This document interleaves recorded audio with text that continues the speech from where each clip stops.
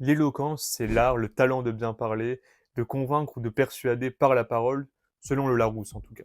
Moi-même, j'ai participé à un concours de slam en troisième et un concours d'éloquence en terminale, donc je me sens un peu légitime quand même à parler sur ce sujet. Après, est-ce que j'ai gagné ce concours? Non. C'est une autre histoire. Bon après, ça m'a pas empêché de me faire applaudir par toute une promo en troisième, et ça m'a pas non plus empêché de faire un mic drop au passage. Et ensuite, en terminale, j'ai quand même suscité l'admiration du jury qui pensait que je faisais du théâtre, alors qu'en fait, pas du tout. Donc je suis quand même une fraude, mais une fraude relative, hein. Alors ça n'a pas toujours été intuitif pour moi, il faut savoir que jusqu'en 6e, 5e, j'étais un élève hyper anxieux, et j'étais facilement stressé, timide, je m'ouvrais très très peu aux autres, et donc j'ai décidé de me réfugier dans les jeux vidéo. Voilà, je me suis dit que peut-être c'était ce qu'il y avait de mieux à faire. Un jour, j'ai eu un déclic, grâce à une personne, je suis enfin passé à autre chose. J'ai cessé de jouer aux jeux vidéo comme avant, alors voilà, je dis j'ai cessé parce que j'ai quand même continué à jouer aux jeux vidéo, mais pas du tout à la même fréquence ou à la même intensité qu'avant. Et donc, premier conseil aussi de cette vidéo, c'est de commencer par vous entourer de gens qui sont meilleurs que vous, parce que c'est eux qui vont vous apporter personnellement et qui vont vous contribuer à vous améliorer personnellement beaucoup plus facilement. Pour ma part, j'ai pas été éloquent tout de suite, hein. C'est quelque chose qui se construit au fur et à mesure, je pense, par le practice makes it perfect typiquement. Voilà, petite phrase cliché mais que je suis obligé de caler. Même si c'est pas suffisant pour toi. Fake it until you make it si t'as du mal, bah oui. Une petite phrase en anglais, j'en balance une deuxième. Comme ça, tu vois que je suis un peu bilingue aussi. Magnifique. Non, plus sérieusement, je pense que c'est important. Bon, attention quand même à pas tomber dans l'autre extrême, je te vois déjà venir. Voilà, le but, c'est pas de t'inventer une vie ou d'être quelqu'un que tu n'es pas. C'est pas une solution et in fine, on va juste te prendre pour un gros blaireau parce que ça va se voir. Et c'est drôle de se prendre pour un personnage ou qu'on n'est pas d'un film ou d'une série, mais ça peut pas être le centre de notre vie en fait. C'est drôle sur le moment, parfois sur un délire, mais ça peut pas être le centre de notre vie si vous voulez. Donc l'idée, c'est pas du tout de prendre ça à la lettre, c'est pas de devenir voilà, le syndrome de l'imposteur ou de s'inventer une vie. L'idée, c'est juste d'avoir une attitude positive face à un problème et de le régler de manière structurelle plutôt que de le régler de façon artificielle, juste sur la forme, en ayant appris une phrase par cœur et en la répétant en boucle comme un mongol. C'est pas le but. Voilà, faut réfléchir. Peut-être plus simplement, on pourrait dire que la clé, ce serait d'avoir un ton qui est approprié déjà, donc pas monotone, qui parte pas dans tous les sens, faut rester suffisamment dynamique pour être intéressant. Ensuite, il faut avoir un débit de voix qui soit bon aussi, donc pas trop fort, pas trop bas, faut pas crier ou faut pas chuchoter par exemple. Et puis il faut avoir une bonne élocution. Donc à ce sujet, Démosthène par exemple, personne influente, très connue pendant l'Antiquité, était bègue et avait une coutume particulière qui était de mettre des cailloux dans sa bouche. Alors c'est une légende, mais c'est quand même très particulier, hein. Donc lui, il s'est dit, pour mieux prononcer les mots, moi je vais mettre des cailloux dans ma bouche, pourquoi pas. Je sais pas pourquoi on le fait pas tous d'ailleurs, c'est pas forcément le conseil que je donnerais, mais ça peut être drôle et ça peut être drôle. Enfin, surtout, c'est excessif, mais l'idée à retenir, c'est faites un effort sur la prononciation des mots et n'essayez pas d'aller trop vite, voilà, parce que vous allez devenir inaudible. Si tu l'as pas encore compris, ce qui fait aussi la différence, c'est l'observation, donc par le regard, par l'écoute, notamment. Ce qui va vraiment jouer, c'est de t'imprégner des techniques des orateurs ou des personnes que tu trouves éloquentes, donc de te les réapproprier, de les imiter même, et même si tu te fais cramer, bah, c'est pas grave, parce que dans le pire des cas, qu'est-ce qui va se passer? Bah, tu pourras juste dire que tu as essayé d'imiter James Bond avec le physique de Bart Simpson, et puis ça passera très bien, ce sera très drôle, et voilà, il n'y aura pas de souci. Pour ma part, j'avais commencé à regarder des vidéos sur le sujet, et j'ai commencé à me former continuellement dessus, et dès que je trouvais une idée pertinente, bah, je l'intégrais à ma pensée en fait. Et après, ce que je faisais aussi, c'était de répéter souvent des répliques connues de films que j'aimais bien ou de séries, enfin un truc qui me marquait. Et ça, je pouvais le faire que ce soit dans une chambre, dans une autre pièce de la maison. Parfois, ça pouvait même être dans la rue. Alors, on a sûrement dû me prendre pour un fou, mais n'empêche que c'est toujours drôle et surtout, ça m'a aidé en fait, ne serait-ce qu'à être plus en confiance ou même juste pour moi en fait de s'entraîner, c'est un exercice qui est très bien. Alors bon, peut-être que ce sera pas parfait dès le début et c'est bien normal, sauf si tu as un don ou un talent caché, mais au fur et à mesure, en fait, ce qui compte, c'est vraiment d'intégrer l'habitude de prendre toujours la parole, de prendre cette initiative, et au fur et à mesure, c'est comme ça que tu vas peaufiner, tu vas réajuster, tu vas te créer ton propre style aussi. Ok, l'éloquence, ça te demande de la pratique, mais il y a aussi une chose qu'on oublie souvent, c'est que l'éloquence, ça dépend aussi de ce que tu lis, des gens qui t'entourent et de ce que tu regardes. Imagine que tu passes ton temps à regarder des vidéos qui sont inspirantes, à lire des livres qui sont captivants et à échanger avec des personnes qui sont stimulantes. bah, peu à peu, tu vas commencer à intégrer certains mots, certaines idées et même certaines façons de poser tes phrases. C'est pas juste une question d'imitation, ça va plus loin, c'est que tu t'appropries un style et que tu les adaptes. Imagine l'inverse, tu restes uniquement avec des personnes qui sont dans leur bulle et qui vont parler à personne.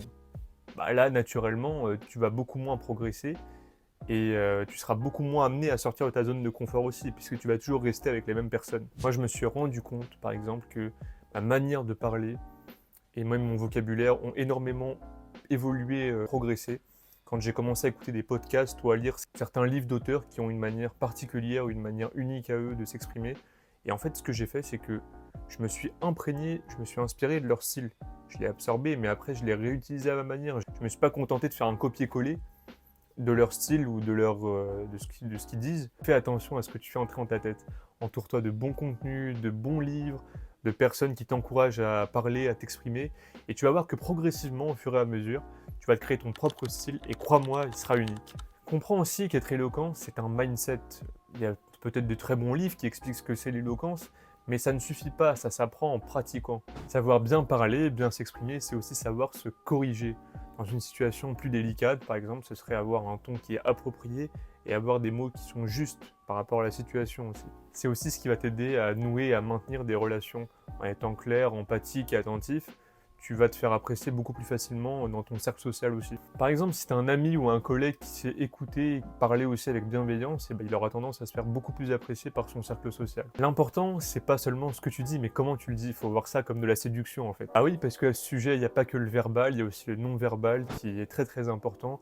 Tu le sais sans doute déjà, mais la posture que tu tiens, par exemple, ça joue un rôle très très important et ça renvoie un message implicite à ton interlocuteur. Par exemple, si je commence à me pencher comme Quasimodo, bah, c'est pas forcément la confiance et l'assurance que je vais dégager. À l'inverse, si tu te tiens droit, épaule ouverte, sans être crispé, tu donnes l'impression de te tenir mieux, même si au fond de toi, tu doutes un peu. Et le truc, c'est que ça marche dans les deux sens. Tu te tiens mieux, ta posture est meilleure, donc toi aussi, tu te sens mieux. Tu as l'air plus éloquent en faisant ça, et devine quoi, bah tu le deviens aussi en le faisant. Sûrement qu'il va y avoir des erreurs qui vont être faites dans le processus, mais c'est normal. Et c'est ce qui va te permettre d'apprendre aussi, parce que, in fine, en faisant ces erreurs et en faisant ce processus, tu vas avoir un profond sentiment de satisfaction à la fin. Tu auras le sentiment d'avoir accompli quelque chose. Apprends à maîtriser ce que tu dis, parce que maîtriser, que ce soit simplement un discours, un sujet ou une conversation, c'est aussi ce qui va te donner une aisance naturelle en fait. Quand tu sais que tu peux t'exprimer avec clarté, tu vas être beaucoup plus à l'aise pour intervenir, que ce soit pour discuter, défendre tes idées ou même participer à une conversation. Comme tu sauras maîtriser ton sujet, tu seras beaucoup plus à l'aise. Typiquement, un étudiant bien préparé et capable de structurer ses réponses sera beaucoup plus à l'aise dans un oral ou une soutenance, par exemple. Dans beaucoup de métiers, savoir bien parler, c'est vraiment un atout majeur, voire indispensable. Apprendre à se vendre et à faire bonne impression, c'est une qualité qui est essentielle, que ce soit pour ton business ou si tu es un employé qui est amené à faire une présentation à son bureau. C'est souvent ce qui fait se démarquer les uns des autres. Typiquement, une personne qui sait se vendre verbalement aura plus de chances de décrocher un emploi ou une promotion qu'une autre. Ou alors un entrepreneur qui saura bien parler pourra beaucoup plus facilement séduire les investisseurs potentiels que d'autres entrepreneurs, par exemple. Quand tu es capable d'exprimer tes pensées avec précision, tu vas aussi beaucoup plus réduire les malentendus et donc tu vas être amené à te faire comprendre beaucoup plus facilement. Un employé, par exemple, qui sait expliquer une idée complexe, mais de façon simple, c'est ce qui va le distinguer entre être entendu et être ignoré. Alors, faut pas l'oublier non plus, le langage, même si ça reste un outil de communication, c'est aussi un outil de persuasion. Bien parler, c'est ce qui va te permettre d'argumenter, de captiver ou de faire passer des messages avec force et conviction à ton auditoire, de le conquérir, en fait, en quelque sorte. Et si tu commences à te tenir mal, que tu bégayes trop, que tu te montres hésitant, bah, ça produira l'effet contraire. C'est pas l'adhésion et le respect que tu vas susciter chez eux en tout cas. Ta parole et tes mots sont un outil pour marquer ta présence et ton attention dans un débat ou une discussion. Lors d'un débat en classe, par exemple, un discours posé et structuré va beaucoup plus attirer l'attention des autres élèves. L'avocat qui maîtrise l'art oratoire, par exemple, peut aussi faire influencer une décision. Donc là aussi, c'est son pouvoir d'argumentation qui va faire la différence. La tentation à devenir un grand manipulateur est alors très grande. Tu vas peut-être penser à L'art de la séduction de Robert Greene ou encore à The Game de Neil Strauss. Tu peux te dire en apparence comme ça que c'est très très facile d'influencer les émotions humaines, les sentiments, et on peut en faire un peu ce qu'on veut, mais c'est pas du tout une solution que je te recommande. Je pense que à terme, ça peut devenir très malsain, et un jour ou l'autre, tu finiras par le regretter, parce que tu sais pas dans quoi tu vas t'embarquer, voilà, faites attention. Après, moi je pense que pour une compréhension plus personnelle, ça peut être intéressant de lire une œuvre pour la culture générale, ou même juste pour se défendre contre les mécanismes. Ça peut toujours avoir son intérêt, faut pas exclure de lire un livre juste parce que ça peut être dangereux. L'essentiel, c'est de juste savoir comment s'en servir et de pas faire n'importe quoi. En gros, pour devenir éloquent et apprendre à mieux parler, l'essentiel, c'est d'abord de lire, de regarder les bons contenus, de s'entourer des bonnes personnes, d'être soucieux d'apprendre, d'être curieux, chercher à se corriger quand on fait des erreurs, d'imiter, mais jusqu'à une certaine mesure aussi. Surtout, pratique ce que tu as appris vraiment, c'est très très important. Et n'oublie pas que échouer, c'est normal, que ça fait partie du processus et que c'est aussi tout ce qui fait le charme de l'apprentissage. Sans échec, on n'apprend pas, on ne sait pas ce que c'est de réussir, et donc il faut passer par là pour avoir le goût de la réussite. Moi, je regrette en aucun cas la soudaine transformation que j'ai eue tournant en 5e. Je serais sûrement resté le garçon timide que j'étais si j'avais pas su apprendre à bien parler, à m'ouvrir aux autres. Donc vraiment, c'est quelque chose que je ne peux que conseiller. Ça va vous apporter énormément et ça va être très très formateur aussi. Vous allez apprendre plein de choses sur vous et vous allez peut-être même vous redécouvrir, vous allez vous découvrir des compétences dont peut-être vous ignoriez l'existence. Donc vraiment, c'est très très important et je pense qu'il ne faut pas passer à côté de ça. Voilà.